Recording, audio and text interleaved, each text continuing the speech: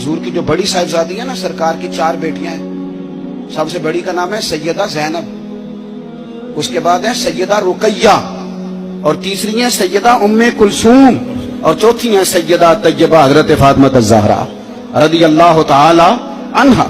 حضرت زینب آ رہی تھیں مکہ مکرمہ سے مدینہ طیبہ، تو ایک شخص نے نا، کافر نے ان کو نیزہ چبویا گھوڑے کو، تو گھوڑا تیز بھاگا، سیدہ زینب گر گئی. پیٹ مبارک میں بچہ تھا، وہ بچہ بھی آپ کا انتقال کر گیا. کچھ مہینے آپ بیمار رہی اور پھر آپ وصال کر گئے.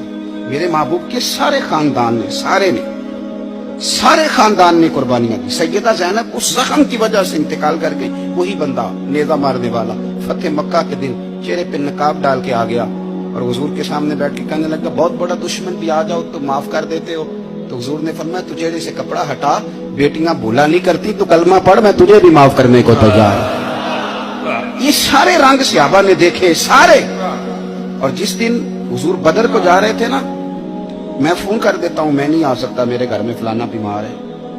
حضرت رقیہ بیمار تھی. حضور بدر میں جب جا رہے تھے تو بیٹی کے سرانے کھڑے تھے، تو شہزادی اپ رہی تھی. تو نبی پاک نے حضرت عثمان کو، داماد کو بلا کے کہا عثمان 2 ہی جا سکتے ہیں، یہ میں جا سکتا ہوں، یہ تو جا سکتا ہے، میری بیٹی میری دھی بیمار ہے. حضرت عثمان نے کہا نہیں جا سکے.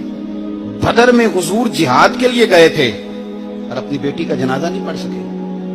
حضرت رقیہ کو حضرت عثمان کہتے ہیں میں دفن کر کے آ رہا تھا جب نبی پاک صلی اللہ علیہ وسلم بدر سے. یہ سارے رنگ صحابہ نے دیکھے، یہ سارا انداز دیکھا.